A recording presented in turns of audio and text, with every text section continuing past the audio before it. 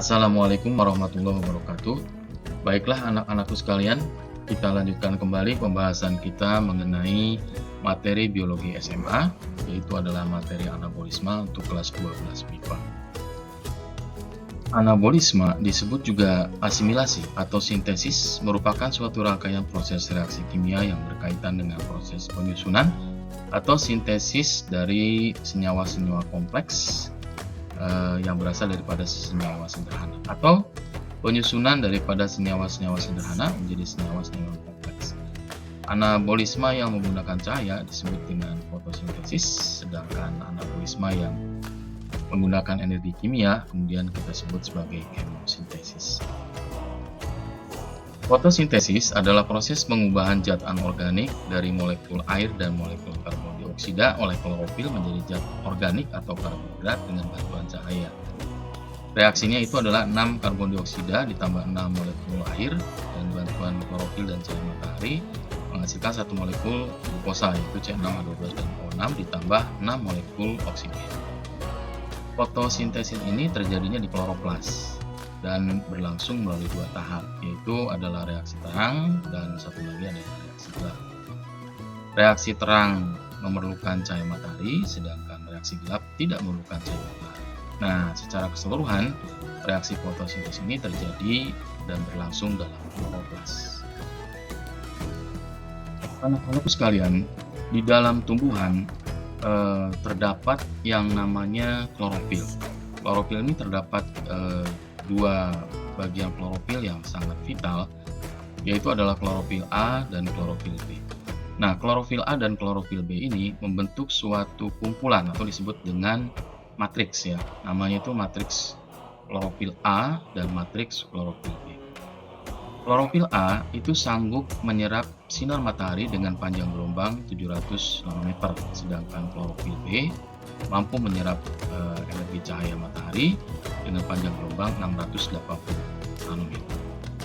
Matriks klorofil A kemudian terkenal sebagai fotosistem 1, sedangkan matriks klorofil B dikenal dengan fotosistem 2. Nah, ketika kita membicarakan yang namanya fotosistem, apa yang sebetulnya terjadi pada fotosistem? Yang terjadi pada fotosistem itu adalah ketika sinar matahari menyinari pada bumi kemudian diserap oleh tumbuhan, diserap pula oleh yang namanya kloroplas, yaitu oleh klorofil A maupun klorofil B, atau disebut dengan fotosistem 1 dan fotosistem 2 tadi. Bagaimana reaksi yang terjadi? Yaitu adalah bahwa energi cahaya matahari itu atau disebut dengan foton kemudian diserap oleh bagian daripada fotosistem 1 tersebut. Kemudian pada fotosistem 1 terjadi yang namanya eksitasi elektron karena adanya foton yang demikian besar, energi yang demikian besar sehingga elektron mengalami eksitasi. Nah, elektron ini kemudian bergerak dari suatu energi yang paling kecil ya, kemudian terus bergerak ke bagian-bagian sampai energinya menjadi sangat besar. Atau kemudian elektron tersebut sampailah dia itu pada akseptor primer daripada fotosistem 1 untuk kemudian terjadi perpindahan atau loncatan daripada elektron itu kepada bagian-bagian yang lain. Inilah yang kemudian disebut dengan fotosistem.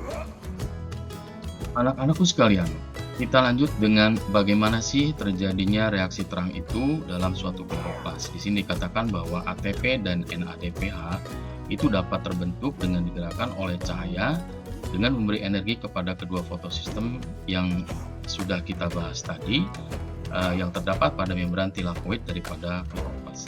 Nah, selama reaksi terang fotosintesis itu terdapat dua kemungkinan aliran elektron, yaitu yang pertama melalui jalur yang non-siklik dan yang keduanya adalah melalui jalur yang siklik. Nah, untuk kedua jalur ini maka kita akan membahas bahwa yang disebut dengan jalur non-siklik adalah jalur yang tidak mengalami perulangan karena biasanya terjadi diawali pada fotosistem 2. Nah, di fotosistem 2 ini kemudian mengalami yang namanya reaksi fotolisis ya. Nah, dari reaksi fotolisis itu dia akan dilanjut ke fotosistem 1. Akan tetapi ketika terjadi pada fotosistem 1 ternyata reaksinya siklik, alias kegiatan reaksinya menjadi berulang, di mana pada fotosistem 1 terjadi juga yang namanya eksitasi elektron, dan kemudian elektron itu kembali lagi pada fotosistem yang pertama. Baik, anak-anak sekalian, inilah bagan yang bisa menjelaskan bagaimana reaksi aliran elektron siklik dan aliran elektron yang non siklik. Di situ ada primer akseptor, di mana kegiatannya itu dimulai dari fotosistem 2. Nah, sama saja fotosistem 2 itu tadi adalah bisa menyerap energi cahaya matahari dengan panjang gelombang 680 nanometer kan. Nah, kemudian terjadilah yang disebut dengan elektron yang tereksitasi. Nah, elektron yang tereksitasi ini kemudian akan digantikan oleh elektron yang berasal dari reaksi fotolisis, yaitu adalah reaksi di mana air itu kemudian mengalami pemecahan air ya, H2O menjadi H+ ditambah setengah kedua, dan kemudian ada juga elektron yang dihasilkan. Nah, elektron ini yang kemudian akan menggantikan elektron yang tereksitasi tadi. Nah, bagaimana dengan elektron yang tereksitasi? Elektron yang tereksitasi itu kemudian akan bergerak sampai pada akseptor primer. Tadi sudah disebutkan kan ya. Nah, kemudian di situ nanti akan ada enzim-enzim sitokrom, ya, enzim sitokrom yaitu enzim-enzim yang berasal daripada gugus prostetik ya, gugus prostetik yang kemudian akan menangkap elektron, yaitu adalah peridoksin. Nah, peridoksin itu kemudian akan menangkap elektron, kemudian disalurkan pada plastoquinon, kemudian sitokrom, kemudian pada plastosianin. Nah, disinilah kemudian terjadi pembentukan ATP ya. Disinilah yang akan terjadi adalah pembentukan ATP. Nah, dari plastosianin elektron tersebut akan disalurkan ke fotosistem 1, di mana nanti pada fotosistem 1 juga akan terjadi peristiwa eksitasi kembali, di mana elektron itu akan tereksitasi masuk ke akseptor primer juga ya, tetapi kemudian elektron itu akan ditangkap oleh peridoksin masuk ke dalam matriks sitokrom ya. Kemudian di situ nanti ada ion hidrogen yang terlepas yang kemudian akan ditangkap oleh enzim sitokrom berupa NADP, sehingga nanti menghasilkan NADPH. Nah, ini adalah energi yang tersimpan yang kemudian bisa dikonversikan menjadi ATP, begitu kan ya. Nah, dari peristiwa ini bisa kita simpulkan bahwa inilah peristiwa terjadinya reaksi yang non siklik, karena asalnya dari fotosistem 2 kemudian dilanjut ke fotosistem 1. Nah, bagaimana dengan reaksi yang siklik? Reaksi yang siklik itu terjadi pada fotosistem 1. Tadi sudah dikatakan pada fotosistem 1 juga terjadi yang disebut dengan eksitasi elektron ya, elektron yang tereksitasi. Nah, elektron yang tereksitasi ini kemudian sampai pada akseptor primer, ditangkap oleh peridoksin, dilanjut pada plastoquinon, ditangkap lagi oleh sitokrom, masuk ke plastosianin. Nah, di sini akan membentuk yang namanya membran foton.